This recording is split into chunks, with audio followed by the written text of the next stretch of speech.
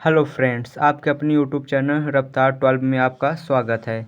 आज हम पढ़ने वाले हैं प्रतिबिंब क्या होता है, यानी कि व्हाट इज द इमेज।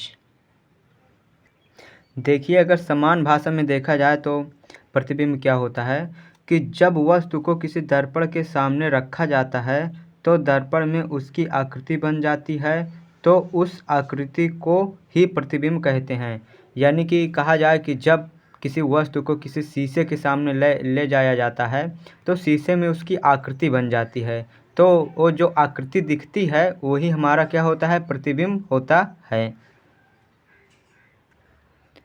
अर्थात विज्ञान के भाषा में देखें तो विज्ञान के भाषा में हम किस तरह परिभाषित कर सकते हैं कि किसी बिंदु से चलने वाली प्रकाश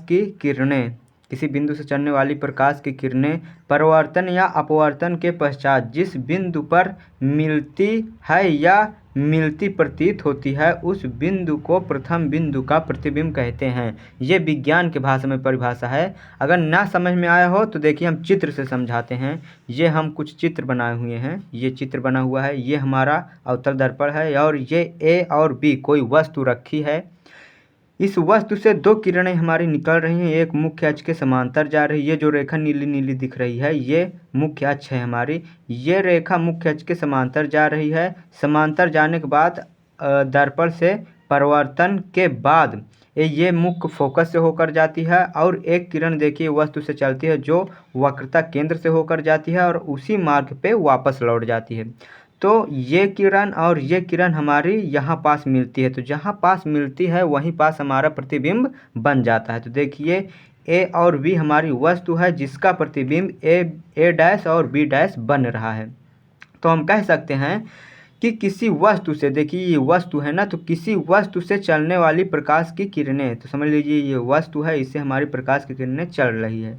तो किसी वस्तु से चलने वाली प्रकाश की किरणें दर्पण से परावर्तन या अपवर्तन के पश्चात जिस बिंदु पर मिलती है, तो देखिए यहाँ पास मिल गई, तो जिस बिंदु पर मिलती है उस बिंदु को प्रथम बिंदु का प्रतिबिंब कहते हैं। देखिए सरला है, सिर्फ समझिए बस।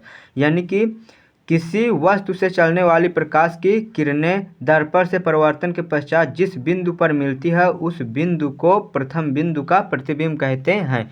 ये जो हो गया हमारी विज्ञान की भाषा में परिभाषा हम दिए हैं और इसी को हम लिखे भी हैं कि किसी बिंदु से चलने वाली प्रकाश की किरणें परावर्तन या अपवर्तन के पश्चात जिस बिंदु पर मिलती है या मिलती प्रतीत होती है उस बिंदु को प्रथम बिंदु का प्रतिबिंब कहते हैं। तो देखिए ये हमारी समान भाषा में यानी कि परिभाषा हो गई, ये जो है विज्ञान की भाषा में परिभाषा है। आप दोनों को समझ गए होंगे। अब देखते हैं प्रतिबिंब कितने प्रकार के होते हैं। तो प्रतिबिंब हमारे दो प्रकार के होते हैं। कितने प्रकार के होते हैं? दो प्रकार के होते हैं, ठीक है। एक होता है वास्तविक प्रतिबिंब, ठीक है, और दूसरा होता है हमारा आभासी प्रतिबिंब। ओके, अब देखते हैं कि वास्तविक प्रतिबिंब क्या होता है।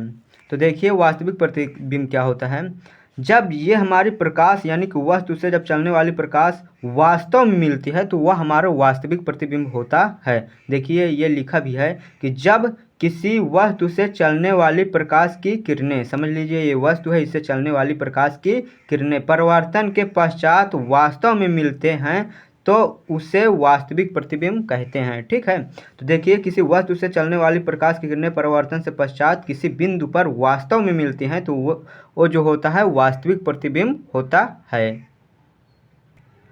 अब देखते हैं कि आभासी प्रतिबिंब क्या होता है। तो आभासी प्रतिबिंब समझते हैं। तो देखिए ये दर्पण बना है, ये हमारा उत्तल दर्पण है, ठीक है। वो जो पहले था वो हमारा अवतल दर्पण था। तो अवतल दर्पण में लमसम सभी प्रतिबिंब हमारे वास्तविक बनते हैं, सिर्फ एक स्थिति होती है जो हमारा आभासी प्रतिबिंब बनता है।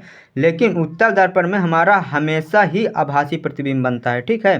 तो देखिए आभासी प्रतिबिंब क्या होता है कि दर्पण से चलने वाली प्रकाश की किरणें परावर्तन के पश्चात, ठीक है, यानी कि दर्पण से परावर्तन के पश्चात जिस बिंदु से आती हुई प्रतीत होती है उस बिंदु को आभासी प्रतिबिंब कहते हैं। देखिए हम लिखे हैं, तो देखिए यहाँ नीचे से देखिए तो यहाँ पास हमारी वास्तव में प्रतिबिंब नहीं मिलती है। अगर यहाँ से देखा जाए तो ये किरण जो है यहाँ से आती हुई प्रतीत होती है, ये भी किरण यहाँ से क्या होती है, आती हुई प्रतीत होती है।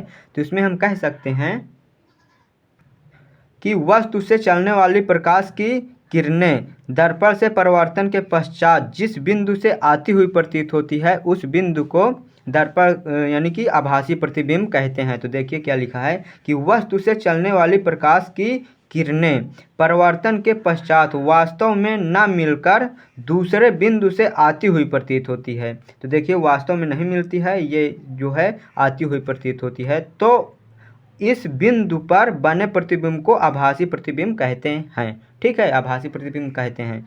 तो हम देखें कि प्रतिबिंब क्या होता है और प्रतिबिंब के कितने प्रकार होते हैं। तो आई होप यह वीडियो आपको समझ में आया हो। तो लाइक और शेयर सब्सक्राइब करिए।